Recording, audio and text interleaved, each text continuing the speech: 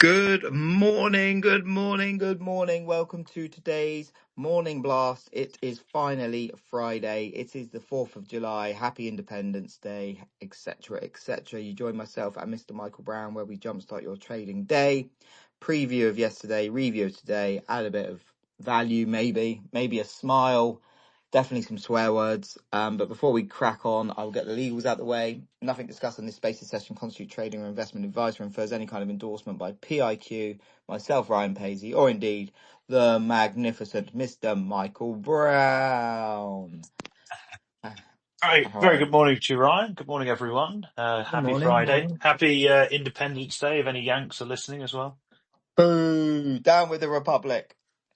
Indeed. The worst day of the year for us Brits, to be honest. Well, yeah, exactly that. Well, I would say it's all gone downhill for them since, but to be fair, it's not exactly gone swimmingly for us. But No, anyway, it's before not we a go in, particularly favourable comparison, is it? no, exactly that. Yeah, we've done enough ranting about Reeves, and I don't want to get onto the fact that she seems to she's announced today that she's going to be looking at what was it looking at pensions? Great. Yeah, but it's okay because she just had a bad day on Wednesday, apparently, I'm not and being that that, funny. Yeah, that no, yeah, excuses it all. What we a all have bad terrible excuse. we all have bad days, right? But unfortunately, no, you can't cry. You can't cry in the casino. Um, and that's basically what was done. So anyway, look, I hope that, if it is a family reason or what a personal reason, I hope it's nothing serious. But Absolutely. quite frankly, I think that's bullshit. But yeah, no. But anyway, moving on. What I happened was just yesterday, saying my friend? we're in danger of going down that rabbit hole again, aren't we? So Yeah, yeah. we What should happened probably yesterday? avoid that. Yes, of course, it was Jobs Day yesterday in the United It States, was. so we may as well start with that because we had a pretty solid June US labour market report, which very much puts to bed the idea, which was always quite nonsensical, to be honest, that the Fed would deliver a rate cut at the July meeting. Headline non-farm payrolls rising by 147,000 last month, well above the consensus of 105,000 and also right towards the top of the forecast range. That non-farm payrolls number was accompanied by a net upward revision to the prior two prints of 16,000, which means that the 3-month moving average of jobs gains, now stands at 150,000, which is comfortably above, if not double, the break-even rate. So the labour market in very, very good health indeed. A few people are saying that, the headline isn't as good as it seems because a lot of the jobs have come from state and local government hiring. Yeah, fine, but a job's a job. I mean, we're talking about the US, the pace of hiring in the US slowing, and that doesn't really seem to be the case, at least given the jobs numbers that we got yesterday. One of those people was our dear friend Zach Eisman that highlighted that it was state, and local education, and he's quite right that those numbers don't happen all the time. So I get what you're saying that job's a job, but I think we do have to look at the makeup slightly. Yeah, I'm just always a little bit skeptical of it, to be completely honest. As I It's said, just trust the ADP. oh yeah, of course, because that was spot on this month, wasn't it? Well, we don't know. We don't know. Maybe that is the more accurate reading. That's all I'm saying. I know, Well, I know. Look, not to go over it again. But look, I know that the headline, the biggest figure of the month, apparently, is NFP. But what if a truer reflection of the U.S. economy and the U.S. job scene is the ADP? I mean, who would you rather give you data? A private company that actually relies on it being accurate, or a government that have revisions to the tune of millions? probably the Anyway, government, to move be on, fair. move on. Sorry. Right, Ryan, I was going to say you can get off your high horse, but it'd be sort of more of a Shetland pony in your case, I imagine. Wow, Um, rocking horse. yeah. In terms of other parts of that jobs report, earnings relatively cool on the month. Average hourly earnings rose by 0.2% on a month-on-month basis, in turn taking the annual pace to 3.7%, very much reaffirming the Fed's long-standing view that the labour market is not a source of significant upside inflation pressures. And then in terms of the household survey, unemployment unexpectedly declined to 4.1%, down from the 4.2 prior. We have been expecting that to tick up to 4.3%. Arguably, that decline in unemployment was for the wrong reasons, because it actually came as labour force participation fell to 62.3%, and both of those are likely immigration related because of the pickup in enforcement that we saw in the month of June. But overall, apart from that participation rate, I think it was a pretty solid jobs report. Certainly not a jobs report that screams that the Fed need to be getting on with rate cuts very, very soon, and also one that makes the Trump administration look even more foolish when they're running around going, we've just had a brilliant jobs report, look what Trump is doing to the economy, and then in the next sentence saying we need the Fed to deliver 300 basis points worth of rate cuts. That doesn't quite add up. In any case, the market reaction yesterday saw a hawkish repricing of Fed policy expectations. We've now got just 56 basis points of easing priced by the end of this year, which is down about 10 basis points from this time yesterday, while a July cut is now seen as just a 5% chance. That had been as 25%, as high as 25% earlier in the week. Of course, amid that hawkish repricing, we saw some losses across the Treasury curve, with those losses led by the front end, as the 2-year yield traded as much as 10 basis points higher, touching 3.9% before pairing some of that move. 10 and 30-year yields rose by about 6 basis points apiece. Of course, trade in the cash Treasury complex is closed today owing to the Independence Day holiday.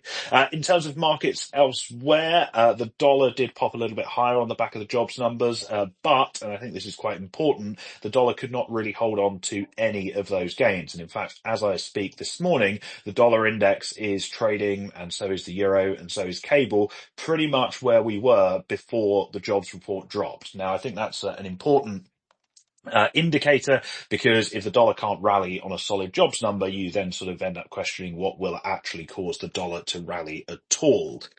As for other assets, well, it was a record close on Wall Street, the S&P 500 adding 0.8%, the Nasdaq adding 1%, as we flagged in the blast yesterday, the market focusing on the underlying economic story that the jobs data talks to, as opposed to any potential more hawkish policy implications of the release.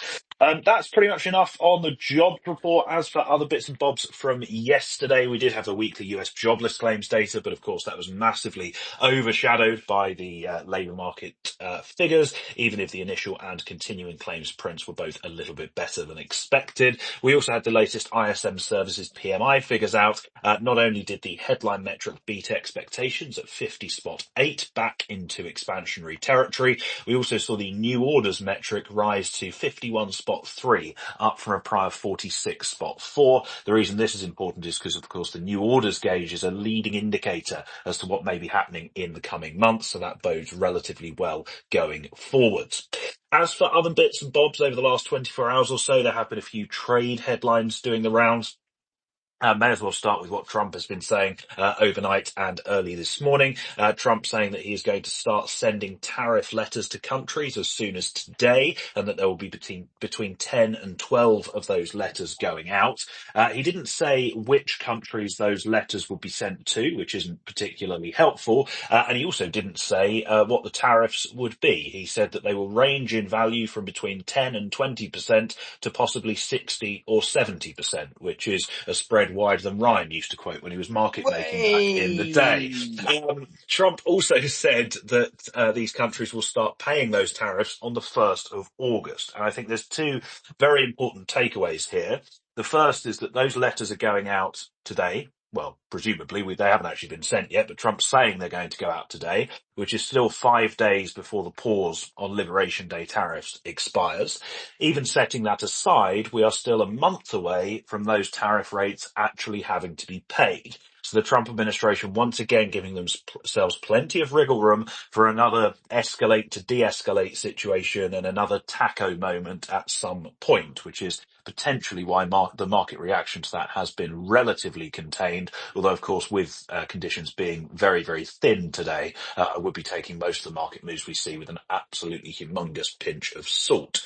In terms of other trade headlines over the last day or so, we have heard from Treasury Secretary Scott Bessent. He was just repeating usual rhetoric, really. Trade deals are coming. Countries should be careful with the deadline. Tariffs could go back to their 2nd of April level, etc., etc., etc. We also heard from his number 2, Deputy Treasury Secretary Falkender, yesterday.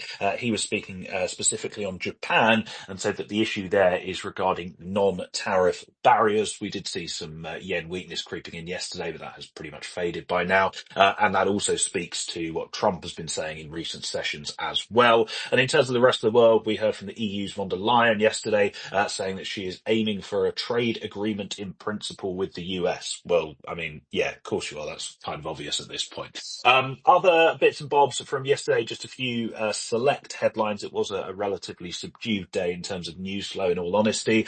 Sticking with the EU, though, according to the FT, the European Union are going to be proposing joint debt instruments for use in future crises. As our mutual friend Michael Hewson said yesterday, they've been trying to do this since the Euro started, and it never really seems to go anywhere. If it does go anywhere, the next thing that will happen is the ECB will think up a new acronym, which eventually allows them to make purchases of that debt. Other notable headlines in the commodity complex, OPEC Plus, they are going to be discussing a 411,000 barrel per day output hike for August. Their meeting is, I believe, over the weekend. This is very much in line with expectations. The reporting comes via Bloomberg, citing sources familiar, but we have known for some time now that OPEC looking to unwind all of that voluntary output increase, which is to the tune of more than 2 million barrels per day. The Saudis want to get that done and dusted potentially as soon as October. And last, but by no means least, in some M&A news this morning, Air France KLM, the European airline conglomerate, they're going to boost their stake in SAS Scandinavian Airlines from the current 20% to as much as 61%. So it looks like that deal might be finally taking off. Oh, boo, boo. Well, thank you for that, Mr. Michael Brown. Just get some rattle off some overnight news headlines via the overnight news roundup, which, as we know by now, is put together by the awesome Zach Eisman. Hello, Zach. Give him a follow. He's not as stupid as he makes out. He's definitely not as stupid as he looks. And also, Well, that's just as well for him, really. and also do subscribe to the Substack, because obviously, as you know by now, it is the best way to keep up to date with all the market moving news that happened whilst you were sleeping. So starting off with trade, obviously Michael has highlighted a little bit Trump's tariff plans. Starting Friday, President Trump announced that letters will be sent out to trading partners again, as Michael said, 60, 70% and 10 and 20% effective 1st of August. About 10 to 12 letters will be sent initially, more to follow. President expects trade deals with around 100 countries. I do wonder if that includes these islands with penguins on them. We'll wait and see. US on the US-China trade front, China's Commerce Ministry reports accelerated implementation of a trade framework with the US, including lifting of restrictive measures on Chinese goods. The US has also allowed GE Aerospace to resume jet engine shipments to China's COMAC. China's share of US imports dropped to 7.1% in May, the lowest since 2001. In terms of other countries, Japan's PM Ashiba denies slow progress in US trade talks as a 24% tariff looms. Canada's finance minister is optimistic about negotiating a better trade deal. Good luck with that. Australia expects a 10% tariff but aims for an exemption. Good luck with that. Macro highlights. On US fiscal policy, the House passed a major tax and spending bill, 218-214, a win for Trump. Treasury Secretary Bessent noted potential increased US financing needs, with banks expected to absorb more debt. The debt to GDP ratio may reach... Go on. Well, no, I'll let you finish that and then I'll jump in. Sorry. The debt to GDP ratio may reach 90% by the end of Trump's term. Stablecoin legislation could boost Treasury demand. I think actually BIS put out a good paper on stablecoins' impact on treasuries, because obviously a lot of these big treasury stablecoin treasuries are buying treasuries to kind of as hedges and such, and they are becoming quite a sizable force in the market. But go on, what were you going to say? I'll have a look for that. Of course, speaking of BIS, the big man is no longer there. He's left. Augustine Carstens. He's Pours out some gravy. Well, yeah, his suit button is breathing a huge sigh of relief. Anyway, where was I going to go with that? Oh yes, Besant talking about banks absorbing more Treasury supply. I feel like this one is being a bit misunderstood even by the Treasury Secretary himself, because what this No relates shock, to, no shock. well, yeah, exactly. I mean, he is thick as two short planks at this point, I think.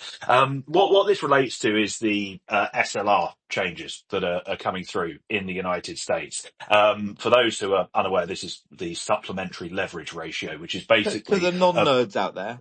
yeah, exactly. Which is basically the percentage of capital that US banks have to hold. It's a sort of flat rate that says it doesn't account for the risk weighting of assets. So basically, if you hold treasuries, that's treated as being as risky as holding, junk bonds or some dodgy mortgage-backed securities or whatever it is. Now, they are lowering the SLR. It currently stands about 5%. I think they're going to lower it to somewhere around 3.5%, at least what the Fed was saying a couple of weeks ago. I actually wrote a note about this on the Pepperstone site if anyone wants to go and have a bit of a deeper read in it. But the crux of the issue is this will mean that banks can buy more treasuries, but it doesn't necessarily mean that they will want to buy more treasuries. No. And I think this is where there's a little bit of a distinction that needs to be drawn. I mean, that's like saying you can have non-alcoholic beer. Doesn't But you mean that don't I want want to buy non-alcoholic beer. non-alcoholic beer. I think that's sort of the analogy to be drawn, whereby, yes, it's now possible for the banks to, or it will be soon when these changes go into effect, to buy more treasuries. Yeah, Do they actually want to in an environment where the fiscal trajectory is still very yeah, uncertain, the policy path is uncertain, what Trump does next is uncertain? I think that's yeah. a little bit of To a put it debatable another point, to way, be honest. is do you want the fat ugly bird at the end of the night, or do you want a bird that's a little bit nicer, earlier on in the day? Well, judging by your performances, I think we know the answer. I can't wait to tell Gemma that. You're in a lot of trouble there. Rather you than me, son. Anyway, can I get back on with some overnight news headlines whilst You I can, text the you bird? can. Right, where am I? Global economic moves. Japan saw a surge in household spending in May, driven by automotive and dining. China plans cash handouts to boost birth rates amid population decline. German industrial orders, they slumped due to a one-off drop in tech orders. We'll see how one-off that is. The UK is set to reform its pension system. Ugh. What's a pension? And revive onshore wind farm investment. Oh, yay. Australian household spending, that's rebounded, supported by lower borrowing costs. In terms of monetary policy, Goldman Sachs lowered US Treasury yield forecast, expecting earlier Fed cuts. Poland, they may continue rate cuts if data permits. Over in Taiwan, their central bank is tightening currency repurchases to curb speculative bets. And finally, on monetary policy, Hong Kong intervened to support its currency again. Geopolitical news. Trump has expressed disappointment in Putin's lack of progress on ending the Ukraine war, with no breakthrough from a recent call. That was yesterday. Russia/Putin attacks on Ukraine are intensifying, while the US withholds some weapons still to Ukraine. Trump is planning to speak to Zelensky, I believe, today, but I may be wrong on that one. Yes, I think you are right, actually. Oh, nice. In equity news, just before I hand back to you, um, Starboard Value, they've acquired a 9% stake in TripAdvisor, obviously Starboard Value being the activist investment firm, after the company rejected their takeover offer. So want to keep an eye on there for any people that have an interest in that. Finally, Air France-KLM, they're going to increase its stake. Oh, you mentioned that in I was SAS. going to say, get your Sorry. own news. Well, how about you leave the overnight news to me, you mug? But that's it from me. Back to you in the studio. I blame Zach for that, to be fair. Wow. Okay. Rather you than me. That's two people you've offended. Oh well, they'll get over it. Where are we? Are you done? I am done. Oh, you are. Right, fine. Well, this is going to be very quick because, of course, it is Independence Day today, which means that US markets are totally closed, and even those markets that are open are going to see very, very light volumes and very, very thin conditions indeed. So I don't think there's likely to be too much going on today. Of course, some focus will fall on those potential tariff letters, even when they are sent out by the Trump administration. The economic calendar is very, very barren indeed. We have some producer price price inflation figures from the Eurozone at 10 o'clock this morning. This is May data though, so it's incredibly stale at this point. We are also due to hear from the ECB's Elderson and Vilroy, as well as the BOE's Alan Taylor. But again, I don't think their remarks are likely to be market moving. On that note, actually, Bank of England Governor Andrew Bailey is going to be speaking tomorrow afternoon. Surely he's got better things to do with his Saturday than that, but apparently not. And of course, on the subject of the weekend, do, of course, as always, bear in mind that there is the potential for gapping risk over the weekend, depending on what happens on the trade and geopolitical fronts and any other unexpected headlines. But frankly, I think today is a very, very good day for most people to spend off the desk, going and doing something else, whether it be life admin or watching the cricket, which we're not doing particularly well in, or whatever it may be. It's certainly not one to be sat at your desks with the temptation to overtrade in a market that's likely to Exactly. be akin to watching paint dry. You will never make your year, your month, your week even on a bank holiday. But funny enough, it's very easy to do all of those and your ass on a bank holiday. I unfortunately Yeah, speak from absolutely. experience. But Michael, thank you so much. Been a great week as usual. The bonus for me was you turning up on one show completely hungover off your nut, so that was nice. Welcome to the party, Cameron. I'm much more human again this morning, I'm pleased to Oh, report. I'm pleased to hear it. But listeners, thank you so much. To echo what Michael said, yeah, unless you really have to trade, you really shouldn't be trading today. Let's be honest. Enjoy your weekend. Stay safe. Keep it tight. Much love. We'll see you all on Monday. Indeed.